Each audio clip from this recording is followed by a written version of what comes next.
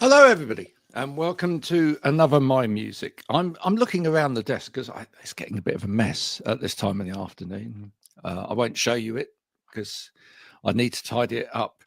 Needless to say, I'm on my second mug. I don't know. I think it's because my daughter just made me another cup of tea. I think she picked this one for me, especially it says, "Back off, I'm grumpy." You can't see that. Back to front, but there you go. I'm not grumpy at all, as Brielle will find out any minute now when we get to talk about music and her life in music and her band's life in music very shortly. But first, we're going to have this little interlude from the wonderful people at Analog Trash. You stay there. Keep on, don't stop.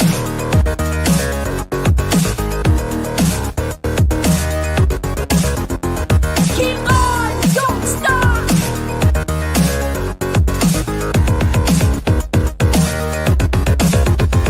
Keep on, don't stop.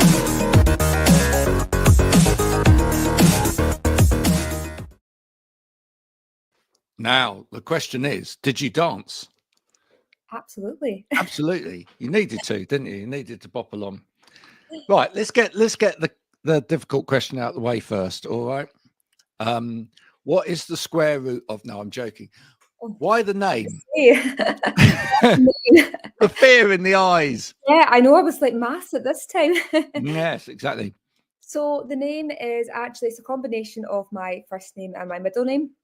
So my first real name is Beth and my middle name is Ellen. So if you combine them, you get Brielle. There you go. As simple as that. Yes. When did you take on that name? How long ago was that? So that was about a year now, actually. We had another name previously, but we did a kind of like change about of members and kind of changed up our sound. So yeah, about a year we've been under Brielle now. What was the other name? Can we ask? Rita before previously. This is a better name. I think so. It's punchy. It's, you can just, it looks great on the t-shirt. The key to any good name for any band these days is it's got to look good on the t-shirt, right? Yeah, oh, absolutely. And there's too many thetas. There's like, I think because in America they've got the sororities and the fraternities.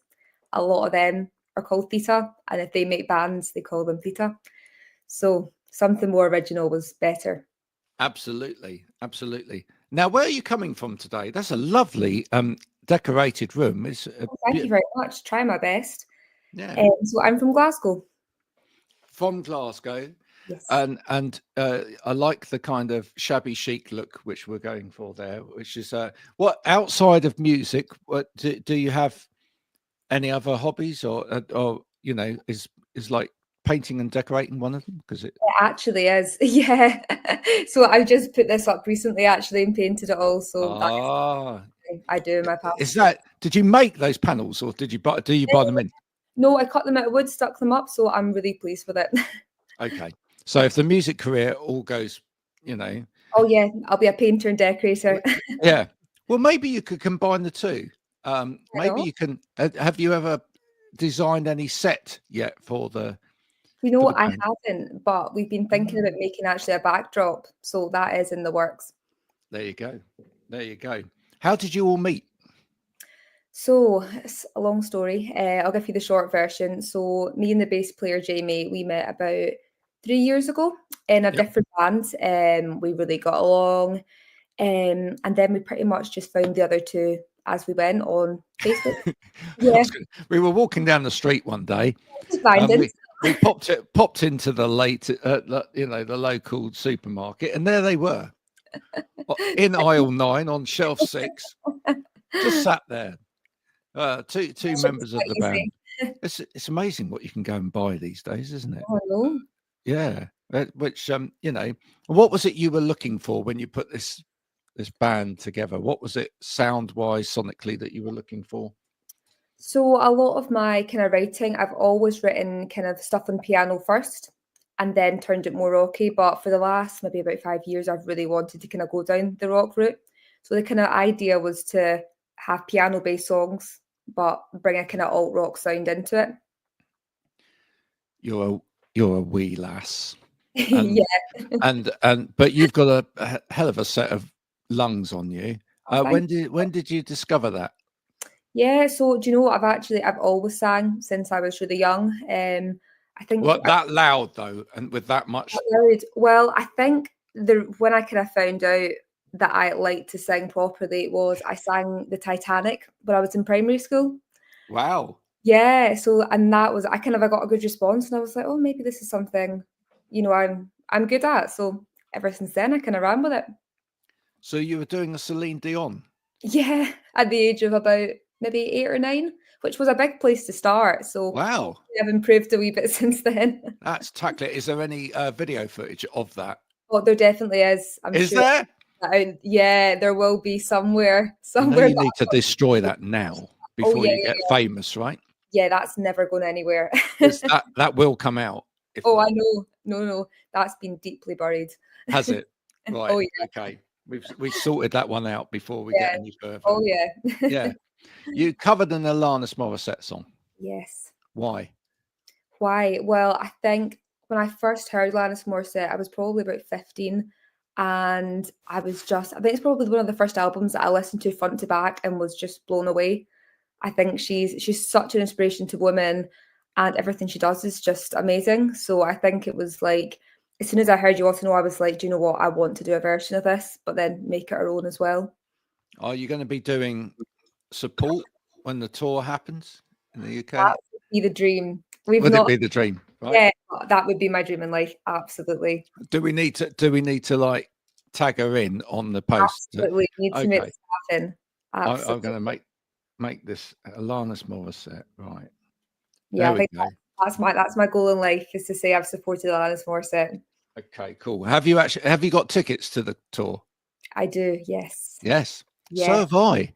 Might have see you you? there. Well, you're probably going to a different way. Where are you going? Go. Glasgow. Yeah. Yes. Where are you going going?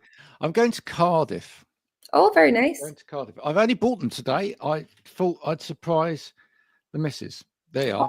Lovely. Oh, She show knows now because I've just said. But there we go. Anyone going to Cardiff, we'll see you at Cardiff. Okay. Yeah. Favorite song of hers? Is it the song you covered? I've got to say it is definitely, but I do like Hand in My Pocket. I think is great also, and yeah, they're probably my top two. What are you writing about? What am I writing about? Well, Yeah, do you what are know, you writing about? that depends. But what I normally do, my normal kind of writing process is I think it's easier to write from the perspective of someone else. I find it quite difficult to kind of get my own feelings across. So sometimes I quite like to almost like take on a character and write as if I were them. Now, this is interesting because whenever anyone says that, there's always an element of truth in whatever anyone writes. Oh, I think so. Yeah. Right. So what if we can weigh it up, if we could put it on the scales of justice, what percentage is you and what percentage is made up, would you say? I would say probably more than you think, probably about 40-70. Oh, I think if I don't relate to it, then I wouldn't sing it and perform it properly. I love that. I love that. I also love the fact that your maths isn't very good because 40 and 70 doesn't equal No. 100%. Oh God, no, it doesn't. Oh, that's horrible. 40 and 60. That's great. Horrible. You did say that's why you looked like in absolute terror when I started to ask you a maths question. I had the fear in my eyes. What was your best subject at school? Oh, I would say science, definitely. Science. Yeah. Okay. Yeah, definitely. For strongly followed by art and literature or English. No, I actually never took any of I took English, but I never took anything musical or arty at school. Wow. Was a shame really, because I think I would have really enjoyed it. Would you, if you had your time again, would you go back and perhaps do it slightly differently or not? Yeah, definitely. Definitely. There you go. So, in terms of the band dynamic, Yes. right? Who does what? Apart from like, this person plays this and that, but who's responsible for what in terms of sort of the writing process, or when you go playing live, who carries most of the kit and who's the lazy one? This is your opportunity to tell us all. Yeah, so normally what we tend to do is I'm kind of the main songwriter most of the time, but Jamie, the bass player, he also writes as well. So normally me or Jamie will come up with an idea and then I'll write a melody or lyrics to go on top.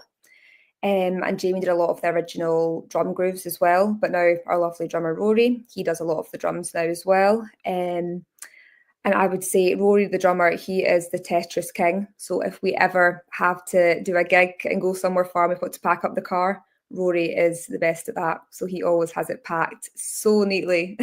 Oh, he's the Yeah. best at kind of packing everything. Well, Oh, because he he's is. had to, because he's a drummer, right? And he's Yeah, yeah, yeah. They've learnt got to, a special skill. yeah. Who's the who other than yourself is the most sort of outspoken person in the band?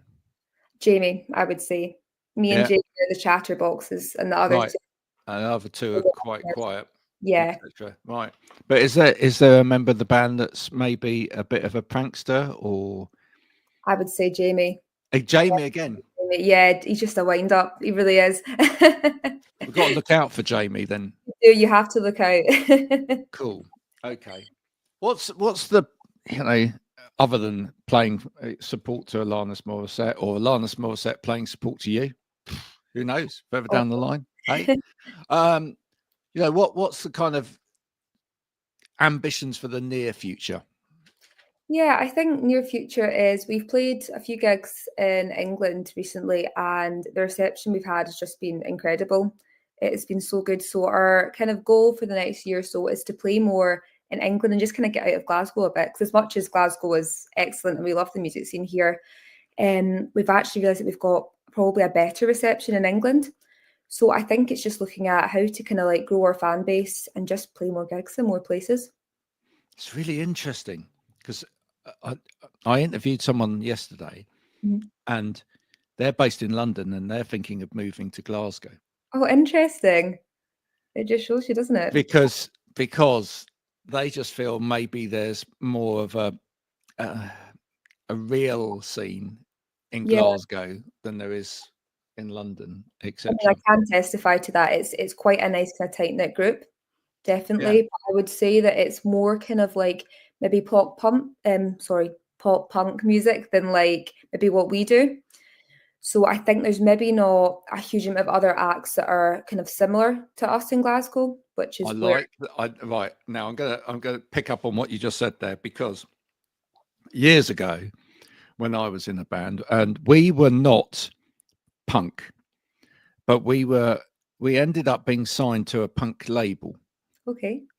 It was a mistake.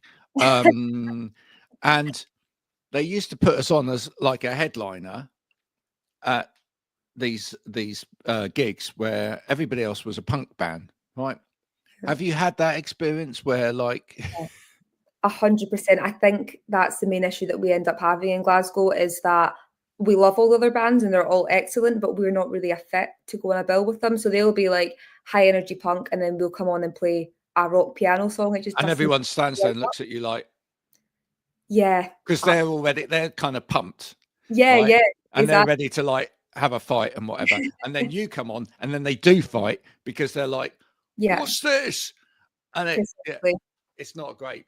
It's No, not great. no. I remember very, very vividly doing a gig at Blythe in the town hall there, and the police ended up coming midway through our set because like people had started throwing tables and whatever. It's just because That's crazy. I know, and we were like, do we carry on? Do we not carry? Yeah, No, we're going. No, we're getting out of here now. yeah, you really can. It was just, and it was nothing to do with. I mean, actually, we were playing really, really well at the time. It was nothing to do with the music or whatever. It was just the fact that it wasn't a great fit. And sometimes you've really got to find where your people are. So I completely understand that. Yeah. Where would be a great fit for you in terms of maybe festivals or venues that you think that you should be playing, and who would you love to play with apart from Alanis Morissette? There's a few people we'd love to play with actually. So Lizzie Esau, we're a big fan of her. I think she's really, really cool. South Arcade as well. They're really cool. We met them, they're lovely. And Dead Pony from Glasgow as well. They're all Dead bands that Pony. we Yeah. really enjoy. And for festivals and venues wise, Truck Festival we'd love to do. That would be a really big one for us. We love Truck Festival. Glastonbury, obviously, would be a great one. You've got to come down this neck of the woods. Yeah, exactly. It's only it's only 45 minutes from here. It's a That's all it is. stone throw away, literally a stone throw away. Oh, yeah, you're really close. Yeah. Although, and you know this, don't you, that Glastonbury Festival isn't in Glastonbury. See, I did not know this. You see, people don't, who've not been or aren't in this area don't know this. No, So I'm just going to put this out now. Glastonbury Festival isn't in Glastonbury. It's basically in somewhere called Pilton. Okay. Is it close to Glastonbury? It's close to Glastonbury, but it isn't actually Glastonbury. See, that's confusing. I know, but there are reasons why it's called Glastonbury Festival, etc., etc. And Glastonbury itself is let's just say it's a very special place. Yeah, absolutely. There's a lot of spirituality there, and it's a great vibe at Glastonbury Festival. So yeah, I definitely feel that you should do that sometime.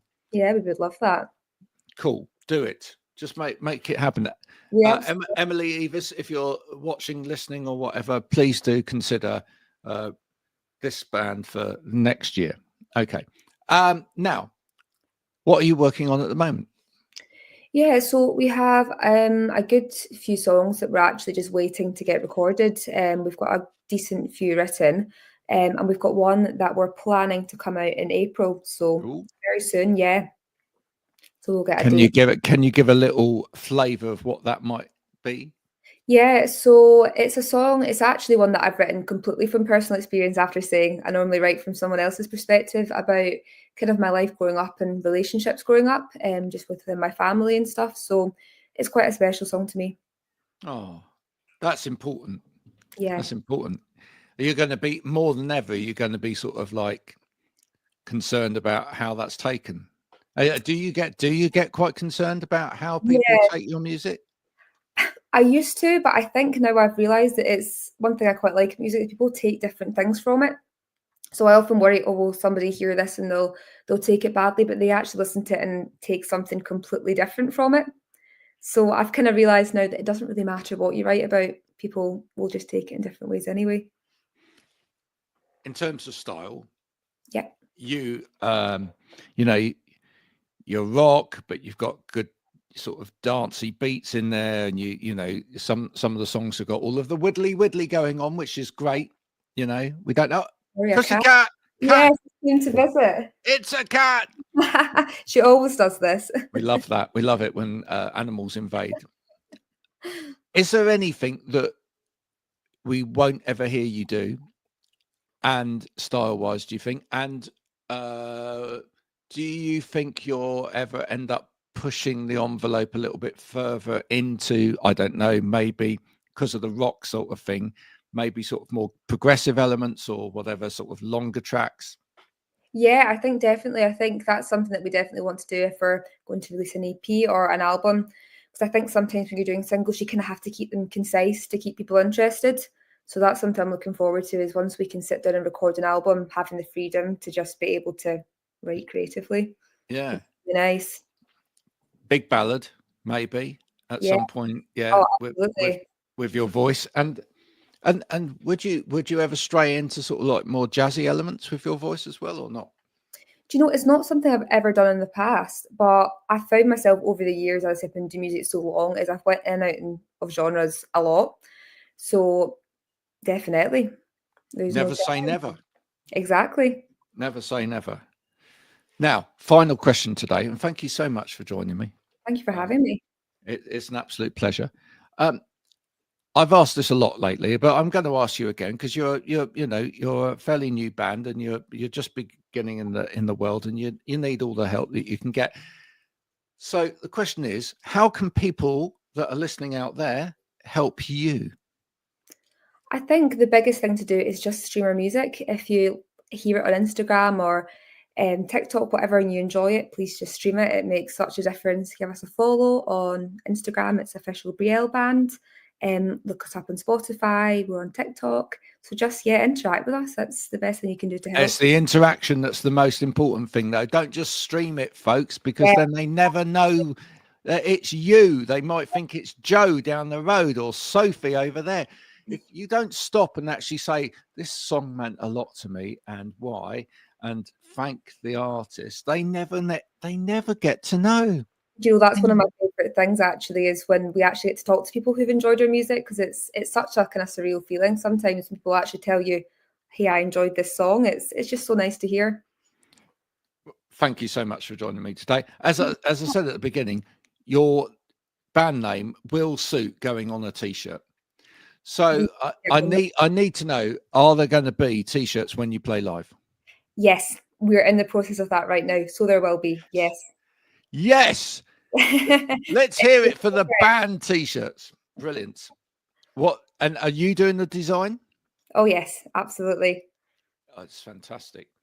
Every t-shirt, folks, comes with its own wooden fascia panel as well, which is painted a lovely shabby chic green. If you pay enough money. It's very expensive, but I can do it. Yeah, it's the limited edition of the t-shirt. It will cost you somewhere in the region of 250 quid. But if you, but it's a fair price. And you know, if you want a free panel with your t-shirt, then our young lady here is absolutely the person for you, because obviously she's got the credentials. Thank you so much for coming on and talking today. I wish you all the best. Let's hope that at some point, what you need to do is get down the front, I think, at Alanis, and hold up your card with like, get me on stage. I'll sing it with you. Perhaps we could start a campaign. I think we should. When the gig happens in Glasgow and you're there, I think we should get people to actually, like, you know, try and get Alanis's attention, to get you up on stage to sing that song with her. Do you know what? I think that's a great idea. I think we should make this happen. That could make everybody's dreams come true, couldn't it? Exactly. Yeah. Right. Good. I'm all for starting campaigns. Let's make it happen. Let's do it, folks. It's been wonderful, Brielle, and you've been listening to my music. I hope you've enjoyed this conversation as you do with other conversations, and thank you for supporting us so far. If you've enjoyed today's conversation, please do go and share it with your friends and family, and you can catch up on previous episodes at mymusicpodcast.com, where you can also now join the My Music community, of which I shall be inviting Brielle to join after this show. We've got a host of musicians already there, and you can join as a supporter, and that would be a fantastic thing. We'll be back soon with more of the same, but until then, thanks, Beth. Thank you. And thank you to you lot for listening as ever. Until then, bye for now.